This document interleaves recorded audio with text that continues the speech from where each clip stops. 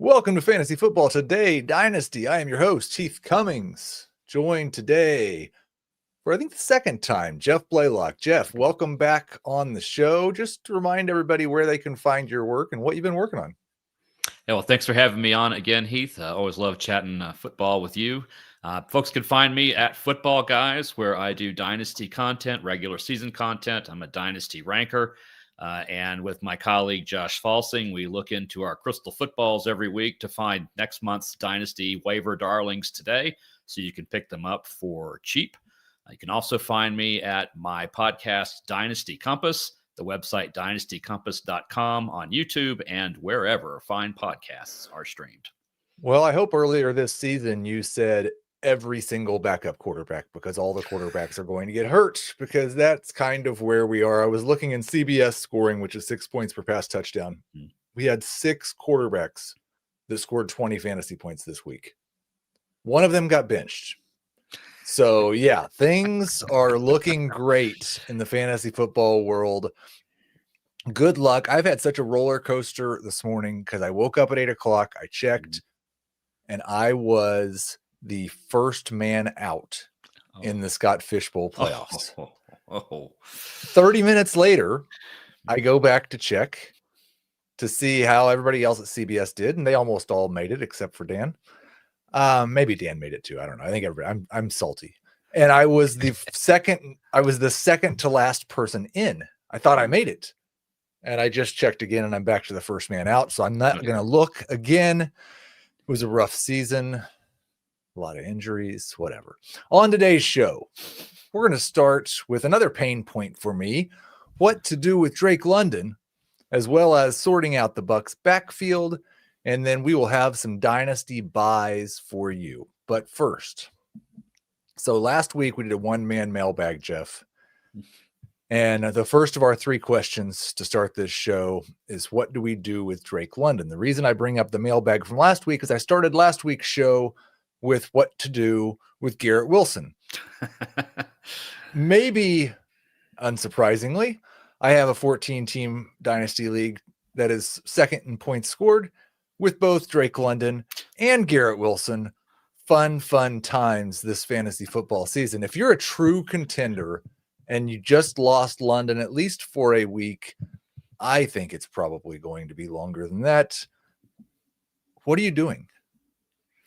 Well, my concern with London, I mean, he was the wide receiver 6 in PPR scoring, as you know, Heath, because he was lifting your team toward the upper end of your league there. He was very solid. He's solid with Kirk Cousins. So the quarterback situation in Atlanta is not really what I'm worried about. But what I am worried about is the Falcons may be looking at a lost season. They're 3-7. They've lost 5 in a row. They're 3 games behind Tampa Bay. And so there might not be any pressure to bring London back. So we could be missing him either toward the end of the fantasy playoffs or altogether. The Falcons have New Orleans and the Jets are their next 2 games. If they can't win those 2 games, I think we do call this a lost season. And I guess as you won't see London again. So if you are contending now, you're going for that championship now, I would explore moving London, although I would be very hard-pressed to move him. He is one of the top talents in the league.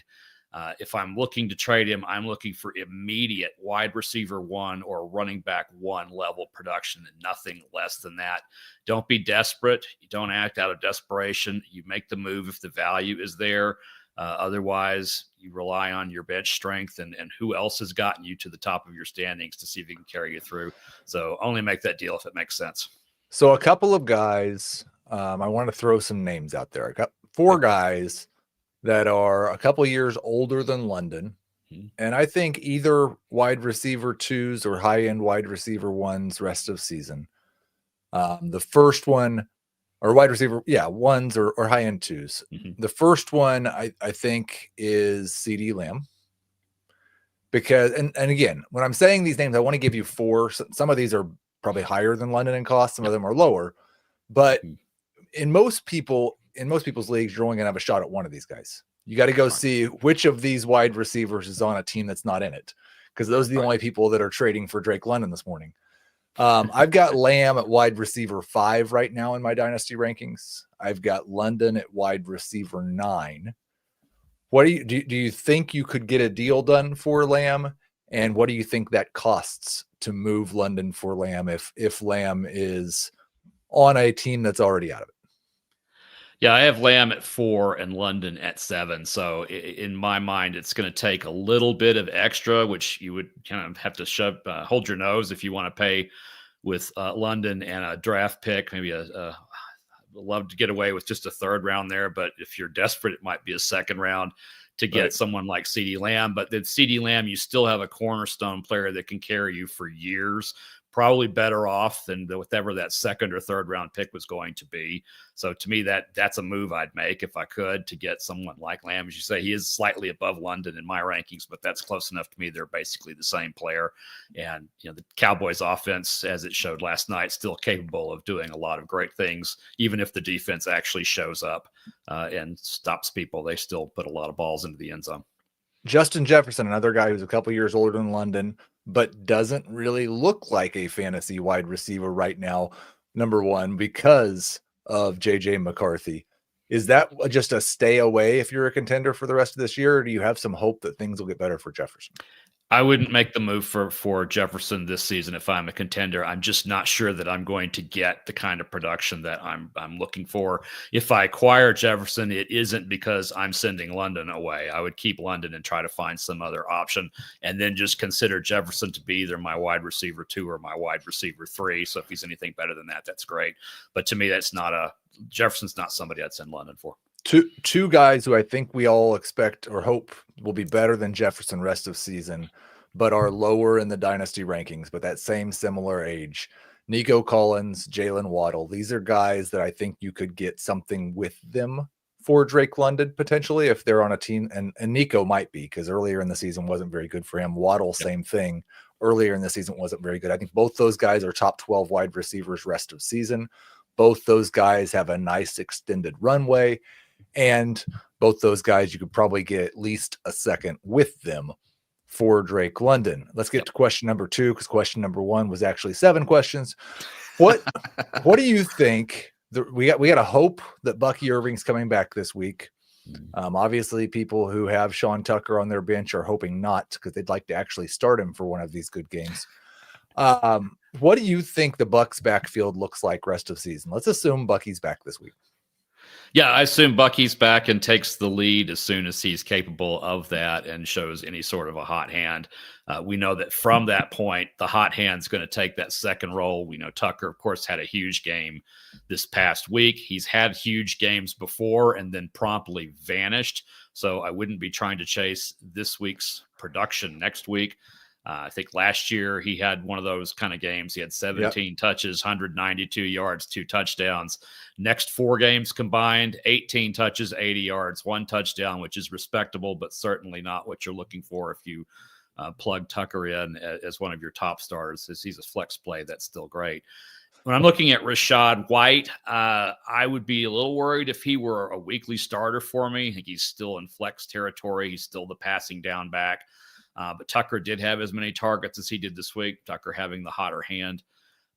White is a little less efficient than he was last year. He wasn't terribly efficient last year, but a little less so this year. I'm worried he might get squeezed out unless he just, on his first series of the game, happens to do something magical and he takes the second role over Tucker. Either way, they're both vying for that RB2 role behind Irving. So Tucker is just turned 24 years old. Yep. Same question, but looking towards the future. Bucky Irving, phenomenal year last year. The rushing efficiency really cratered at the beginning of this year, and we had concerns coming in. Could he hold up to a workhorse running back role in the first place? How do you view these 3 running backs for 2026 and beyond? And are we just hoping that one of them goes somewhere else? Well, you have the opportunity because 2 of them are unrestricted free agents after this season, that being White and Tucker. And as you know, Tucker is 2 years younger and at least at this point is less expensive than White is. But I do see a world where all 3 of them come back next year. White is only 26. He knows the offense. He is fine in that secondary or tertiary role. He is, after all, the RB27 in PPR formats right now. Now, some of that is buoyed by Irving's absence and will slip backwards, but he's been an RB2 level performer even with Irving out there, and he was an RB1 performer without him. So I could see a world where Tampa Bay wants to bring all three of these guys back. I still think Irving's your RB1. Heath, I think from you and I are speaking for all dynasty managers that we hope either White or Tucker finds another home so that there's a lot more clarity here. But from a real football standpoint, if I'm Tampa Bay, I'd like to keep all three of them if I could. Let's hope Sean Tucker gets a starting job. I've been a big fan of his since he came into the league, and I'd just like to see some team give him 15 touches every single week, and let's see what happens. The early results have been promising when he's had the opportunity. Let's take our first break. When we come back, we've got some rest of season veteran buys. Only CBS Sports can bring you big time during the heart of Saturday afternoons. It's big time. It's big time. It's big time. It's big time. On CBS and streaming on Paramount Plus. So I want to kind of put into context what I'm saying with these buys. These are the way I went about making this list was I kind of looked for the guys who are ranked the highest in my rest of season rankings that are ranked the lowest in my dynasty rankings. That gives us some older vets that could definitely put some dynasty teams over the top. We'll start at the quarterback position. Generally, when we're talking about buying quarterbacks in dynasty, I feel like it's always super flex leagues. Because you're not usually buying quarterbacks in 1 QB leagues. And are they really going to be a difference maker if they're cheap? Well, Matthew Stafford might be the exception. He's been a top 5 fantasy quarterback this season. The Rams have gone extremely pass heavy in the red zone, especially inside the 5-yard line. Davante Adams is really crushing the upside of Kyren Williams. Stafford, at his age and with his health history, I don't know we have any confidence that he's going to be playing next year. Do you have confidence that he can keep up this level of production through the rest of this season if you're a contender? Absolutely. He's the QB5 right now. He's got 6 more touchdown passes than anyone else. And precisely for the reason you said, Heath, they are throwing the ball in the red zone instead of handing it off to Kyren Williams. He is 37, so his shelf life may be limited. I think he may be back next season, but I'm not looking for him to be a long-term solution. But to me, he's a perfect win now target, especially if in my Superflex league, I had Penix, Dart, or Daniels as one of my starting quarterbacks. Daniels may be back. The other 2 won't. So he's a good plug-in. We are, of course, in a season where just about any healthy upright quarterback is a good plug-in if you're desperate. In this case, hopefully you're not desperate, and Stafford can come in and be a league winner. I think he has that capability. And if I am a rebuilding team and I have Stafford, I want a contender to come get him from me, because that saves me the headache later of what to do with him when age catches up to him. Age is undefeated. Speaking of any healthy, able-bodied quarterback, Jacoby Brissett just set an NFL record with 47 completions. Yeah. He's been a top 12 quarterback ever since he took the job from Kyler Murray, or Kyler got hurt and he got the job, however you want to look at that. Mm-hmm. I always struggle in Superflex leagues with what pick value, because Brissett's somebody who was just picked up off the waiver wire.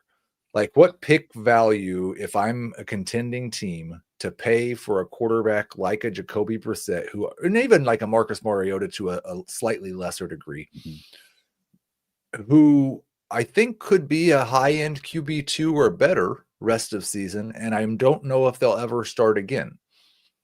Is this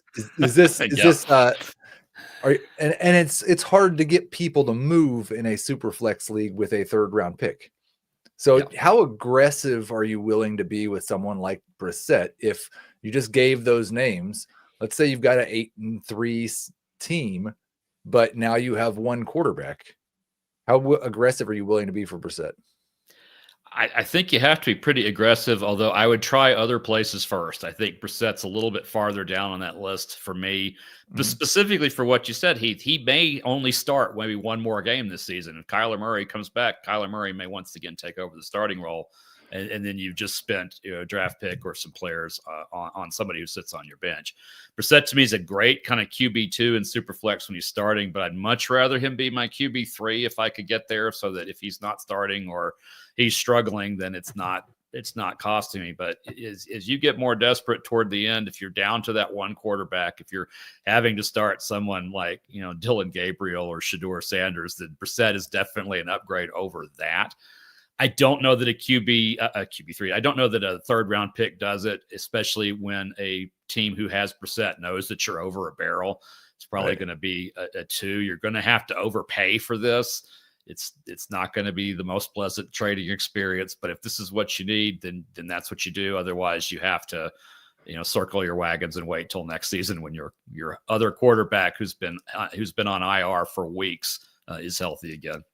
I'm kind of working under the assumption that Jacoby Brissett is going to start. Kyler Murray is not going to start another game for the Arizona Cardinals, period, but including this year. But you're right to bring up that that's not guaranteed. I guess it seems to me that of the Flacco, Mariota, Brissett grouping, Brissett's probably the most likely to finish the season as a starter, followed by Flacco, then Mariota. It's possible all 3 do. It's possible none of the 3 do, but those are kind of your very cheap win now quarterbacks. At the running back position, I think he's gotten a little bit less cheap the last couple of days, but looks to me like King Henry is about to turn back into King Henry. Again, he's been over 5 yards per carry this year when he's playing with Lamar Jackson. Their upcoming schedule is insanely good. For especially for a running back. Jets, Bengals, Steelers, Bengals. It gets a little difficult though in week 16 and 17 with the Patriots and the Packers.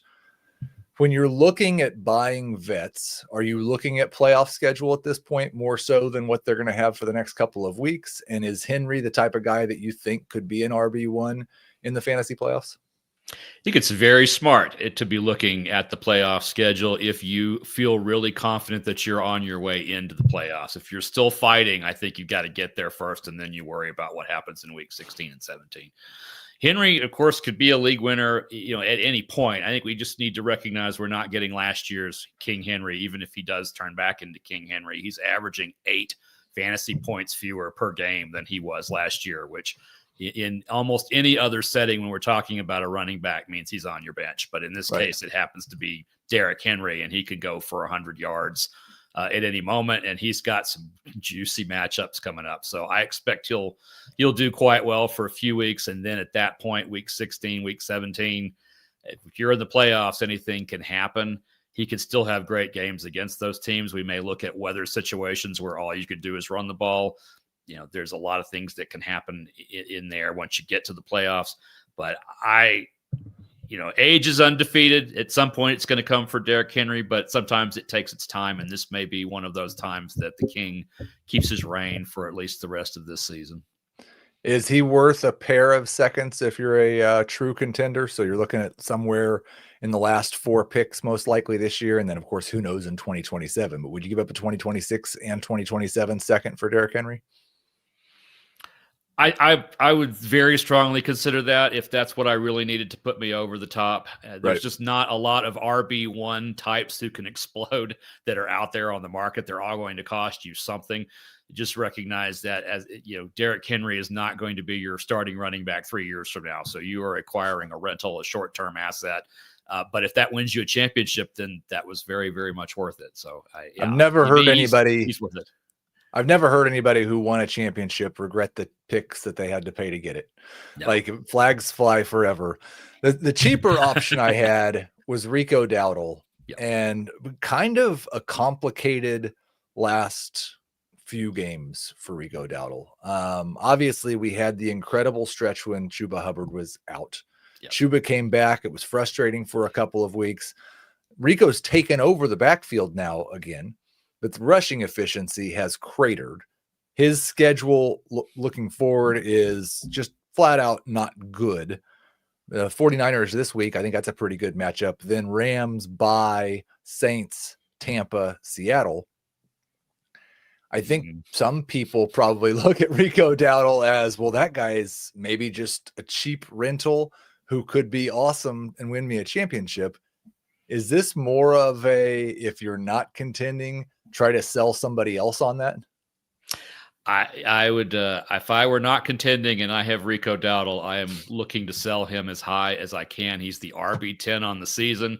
Yes, he had those 2 ridiculous games, but since those games, he's the RB10 on the season. And that's even with the dreadful game he had this week when Bryce Young threw for 448 yards. He hadn't thrown that many yards in his last 3 games combined. So we can almost put that game on the shelf.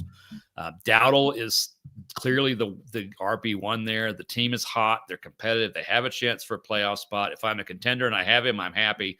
If I am not a contender and I have him, I am going to see what I can get for him. Maybe I can get a first for him. Maybe I can get a second and an asset. Maybe I can get a broken toy, which would be someone like a Cam Scattaboo who's doing no contender any good if he's on their roster. Maybe I can get something like that for a player like Rico Dowdle, and we'll just hope they don't look at the schedule ahead of them and go, never mind. I want to go back to the Rams because we talked about Stafford. Adams probably a little bit more expensive than Stafford is. Davante Adams, more red zone targets than any player in football. He has 16 targets inside the 10-yard line. Amon-Ra St. Brown's the only other player with more than 9. Mm-hmm. The one complicating thing of this, and I kind of ignored it earlier in the year because catch rate's not very sticky, but he and Matthew Stafford, as much as Stafford has thrown to him, haven't exactly been on the same page. Just a 50% catch rate on the season, just a 50% catch rate inside the 10, 43% in the red zone. We saw last week 1 of 8 targets caught. I think if you look at just the profile, you say this guy could easily be a top 12 wide receiver for the rest of the season. At the same time, is there any concern that these plays aren't really working at a very high rate and they might, as the season gets later, start doing something different? I would be concerned if I'd seen any evidence that they were starting to do something different. I think part of this situation is that they are trying to get the ball to Davante Adams in difficult kinds of situations. If you're inside the 10-yard line, there's nowhere really to go as a receiver other than where you are. So you have to fight for just about every catch. I'm not too concerned that his rate of catch success is not great as long as he continues to bring in the touchdowns and the other receptions he has. And he's the wide receiver 7. He's got 10 touchdowns that leads the league. So he's definitely a league winner, but he could, of course, be taken completely out of a game, which may not be a smart strategy from a real football standpoint because there are other weapons the Rams can use. But if you're a fantasy manager with Adams, that would be a disaster because you need him to be your wide receiver 1 if you've got him. If you're a true contender and you're just looking to add a flex, so you don't care if it's a running back or a wide receiver, would you rather add Davante Adams or Derrick Henry? Oh, I think I would rather add Adams to that. Yeah. I just think that touchdown rate, assuming it can hold, it's high, but I think it holds in that offense. He's unquestionably the number 1. I mean, he's 7th in targets per route run in the league. He's got a quarter of the team's targets overall. Yeah, he had a clunker this week, 1 catch, 1 yard, 1 touchdown. At least it was a touchdown. But he's got the league winning potential, and I like what he's facing better than I like Henry's schedule in the playoffs in particular. Yeah, I thought I should have told Debo to have the meme ready and he could have just put the Pam. It's the same picture because I think there's a lot of similarities between Adams and Henry. They both might score 7 more touchdowns the rest of the way. Mm-hmm. And which one gets those touchdowns will probably determine which one's better. I had Stefon Diggs also on there as a contender by another wide receiver over 30 years old. I just don't know how the pass volume and Diggs' yardage share is going to look like with Kayshon Boutte coming back, with this team just seemingly cruising to the AFC East title. Do you see Diggs as a more of a top 24 guy rest of season? And have we seen enough from him this year to think this probably isn't the last year? We're probably getting a productive player next year too. Yeah, I think we got one more really good year coming after this season. He's on that edge of wide receiver 2, wide receiver 3 for me for the rest of the season. If you have 3 wide receiver starters, and he's an incredibly valuable third one, if it's the third one you have, but he's not the top route runner on the team. He does lead them in targets. Drake May does tend to spread the ball around quite a bit. And we're talking about New England, and we're talking about entering the month of December. So there is a possibility that Drake may only have to throw the ball 13 or 14 times in a game, and they're still going to win because of the weather conditions and the situation there. So Diggs to me is a great third wide receiver for a team. not a good second receiver if that's what we're down to. And just looking at that schedule, they are at home against the Bills, so that could be bad weather. They are at Baltimore. That could be bad weather. They are at the Jets. They may throw 4 times in that game because the Jets are terrible. I had 2 tight ends, obviously it's 2 future Hall of Famers. Yeah. George Kittle got Brock Purdy back, looking like a top 5 tight end. Travis Kelce refusing to go away. Everyone wanted to write him off this year. He got himself in better shape. He's been much better after the catch. There's still a few low target games. There's still a few, but for the most part, I think we're viewing Kelce as a must start guy. I assume you'd rather buy Kittle than Kelce, but how much more? Like what's the difference in cost there, or your willingness to pay there between Kelce and Kittle? It's not a lot if I'm a contender this season and I need an upgrade at that position, because they are I think the tight end 2, Kittle since returning in week 8, Kelce's the tight end 3. So either one of those is probably an upgrade over anybody else I have, especially if I had Tucker Kraft as my tight end 1 and I'm now looking at whoever was my next guy up as my tight end. Either of these guys is going to be one that I want. Kittle actually leads this team in target share in the red zone, even though he's missed 5 games so far this season. Now, part of that is helped by everyone else also missing games, but he's just simply the guy that Purdy and Mac Jones were looking for in the red zone when that came. So similar in ways to Davante Adams, but a little bit better catch percentage. For Kelce, he's got the same number of touchdowns as AJ Barner and Jake Tonjes. So this is more of a volume play to me. He does have 50 receptions. He's on about the same pace as last year, but the critical difference, you've noted it in terms of his he's physically in better shape. He's more motivated. The yak is back. Still got that magic. It's the yak. He's averaging 4 more yards per catch than he was last season. So that's 200 yards worth of offense that he's put up that he didn't put up last season. He's still got that magic with Mahomes. That team's fighting for their lives. They are not on cruise control. They got to have everything they have. So I might, if you said one or the other, I might actually give Kelce a nod just for this season. The rest of this season. If I'm looking a little farther out, I would go with Kittle, but honestly, I'd take either one of them if I needed a tight end upgrade. Right. So Chad has feelings, and I don't usually post when people yell at us, but he says, we're way late with this video. Should have posted this a week ago. And first off, I assume you're talking about the trade deadline, Chad. Yeah. None of my dynasty leagues have had the trade deadline pass yet. Just had one. Yeah. Right. Some of my dynasty leagues don't have a trade deadline at all. People ask a lot of times in the chat, what should the rule be? I don't have a strong opinion on this. I've seen things go a little hairy with no trade deadline when there's trades made in the playoffs. When I started the FFT Dynasty League, my rule was basically that trading was only closed during the fantasy playoffs. So as soon as the regular season ended, we had this 3-week period with no trades, and then it's opened back up. What's your preferred setting on a trade deadline in a dynasty league, Jeff? I like there to be no trade deadline. I like to be able to make trades at any point. I do agree that it's frustrating when you have a great team, it gets to the championship game and your opponent just traded for every great player available, wins their championship, and then walks away next season because they now have a terrible team. So I actually, as you're talking about it, thinking, having a blackout during the playoffs might not be such a bad idea. Well, and I'd say that I've only seen it really go wrong once. Yeah. So one of my favorite stories, and I'll tell it again, was John Bosch runs the Auction Addicts League, which I might have to bow out of after this year because I've just been terrible and I had too many leagues, but it's a fantastic league and no trade deadline. And I was in the championship. I think it was year 2 of the league, and Michael Thomas went down in like week 14, week 15. I traded him away. This was still in Michael Thomas's prime. I traded him away for Cooper Kupp because I needed to go win that championship. Cooper Kupp went down the next week.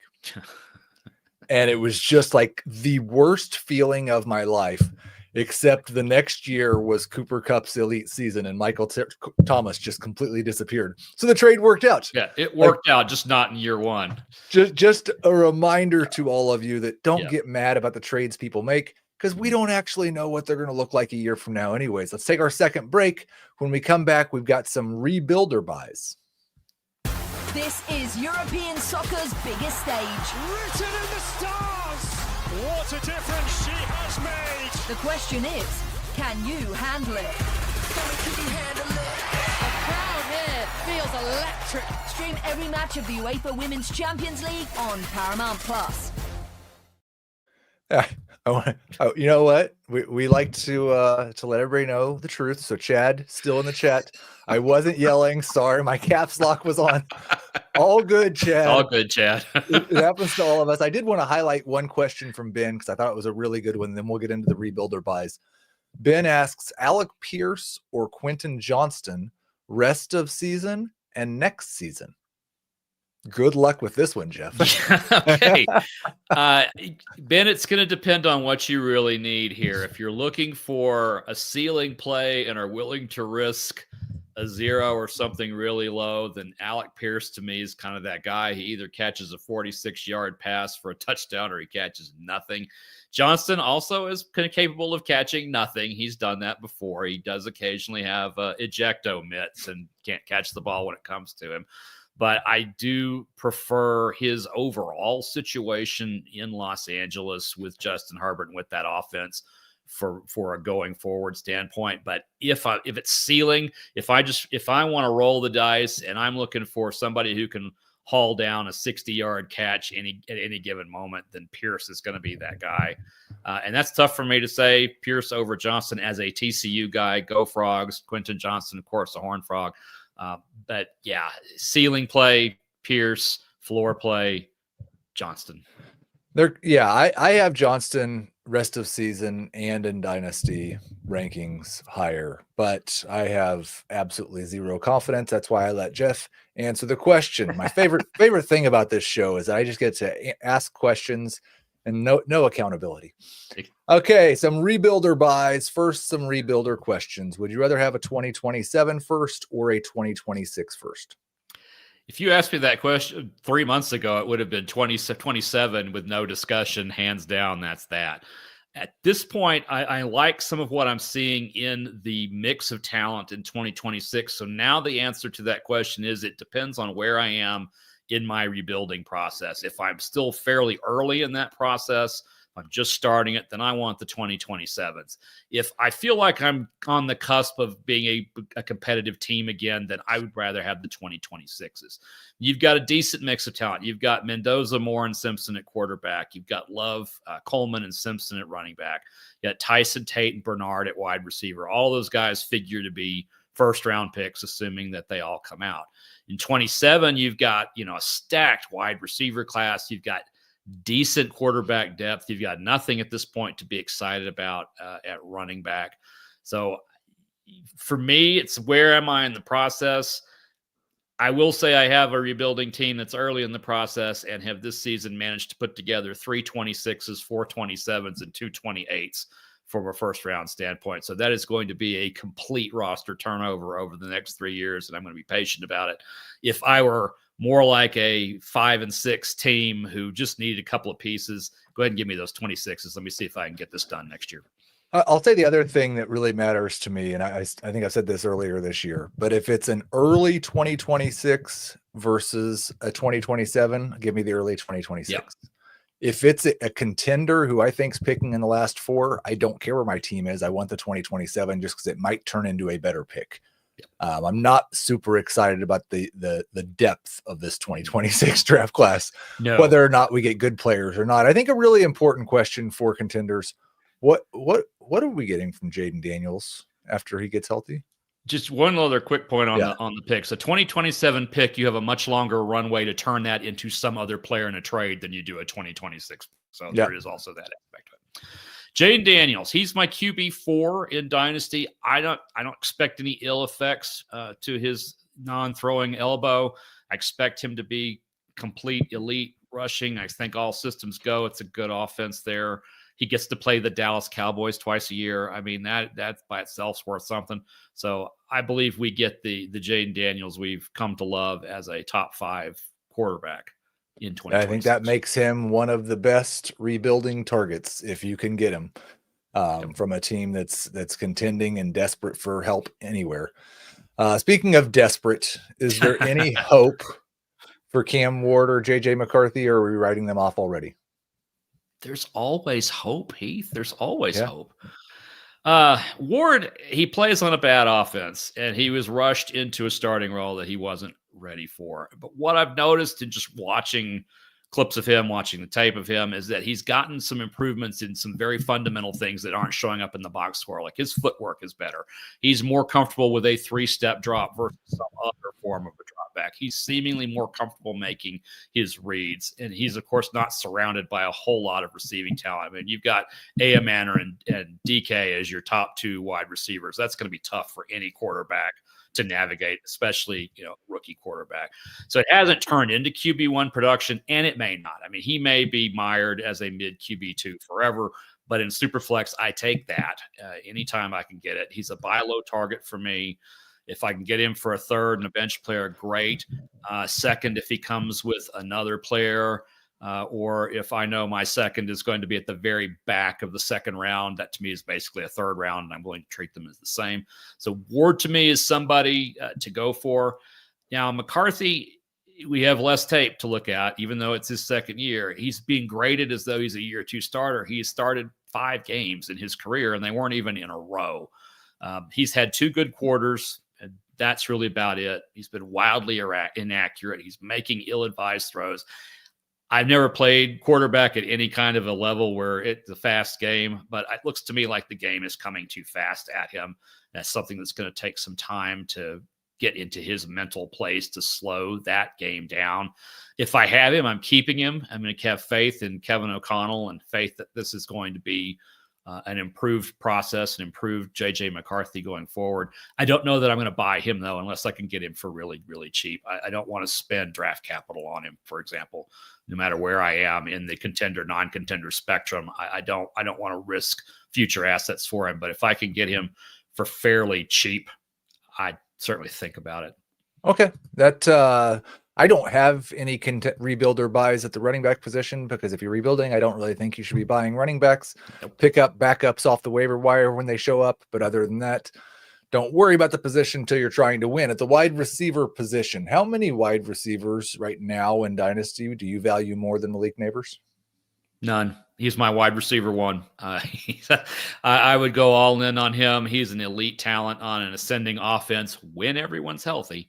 And he also gets to play Dallas twice a year. So you've got 2, wide receiver 1 games built in right there. He's a star. He's definitely somebody I would want at any point, whether I'm contender or not contender. He's somebody you can build around. It's going to make him hard to buy for a rebuilder. Yes. Travis Hunter gave us 1 game where he looked like the player that I had hoped that he would be. Then he got hurt. We don't know what they're going to do going into next year or the year after with this offense defense nonsense. Just play him 80% of the snaps on offense, but we don't know for sure that they will. Is Travis Hunter someone that, like, would you give up a late 26 first for him?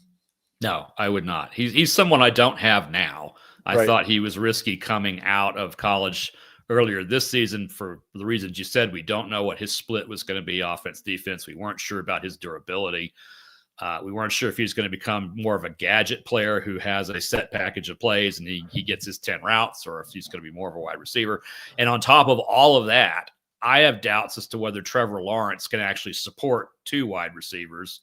He's having trouble supporting 1, so I don't know that he could support 2. So to me, Travis Hunter is not an acquisition target at all, certainly not for a first-round pick. I'd be very happy to trade a second for him. I'd be very happy to trade 2 seconds for him, but I've been high on Travis Hunter, and I'm not sure you can get that done. Anyways, Garrett Wilson. Oh, every year with this guy, there's a quarterback issue, or Davante Adams shows up in the middle of the year to ruin the party. And now he's going to be on the Jets again next year. Do you have, is he still a guy that we think can be a top 12 wide receiver for a full season in this league? He's got the talent, man. He has everything you need, except for the fact that he plays on a lousy team that's stuck with a lousy quarterback. and he's under contract with that lousy team until 2031, which is outside the window I normally look at for Dynasty. Even in my longest planning horizons, I'm not looking at 2031 yet. I don't have faith in him anymore to the extent that he can ever rise above his quarterback or the team that he's on. So if he were to somehow magically wind up on, say, I don't know, Cincinnati, then he is a wide receiver one as far as the eye can see, but he's not. And so I think this is a case where talent didn't meet opportunity, and we can't look at him as a wide receiver one from a fantasy standpoint. And I think having tried to sell Garrett Wilson for a week after he went on IR and having no luck, I think a lot of other people feel that same way. So I'll ask the same question I did about Hunter. Would you give up a late 26 first for Wilson?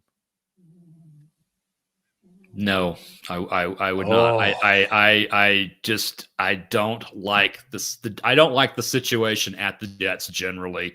And if that's where he's going to be stuck, I don't want to have to rely on a New York Jet to be my cornerstone player, my wide receiver one, at least until they can do something miraculous.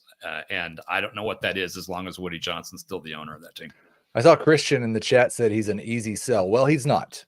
He's a hard sell. Yeah, I've tried. He's not. I cannot get him sold.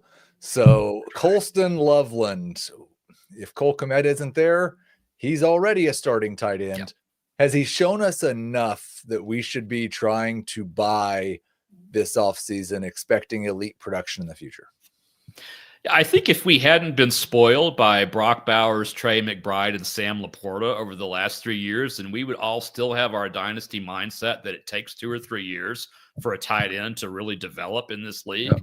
So Loveland is ahead of that schedule. He's just behind the other 3, and I think that's been hurting the perception of him or his value. I mean, he's a key piece of this offense already. And as you say, if Kmet's out of the way, then he's got a clear path to all those targets. They like to run both of them out there, and still Loveland is the one who tends to get those kind of targets. So to me, he is the guy I want on that offense. And if I were looking to pick up a tight end that I think is going to be a star, Warren to me is already at that level, and so I can't get him for what I could potentially get Loveland for, especially if I have a manager who has him who is disappointed that he didn't turn into Brock Bowers 2.0.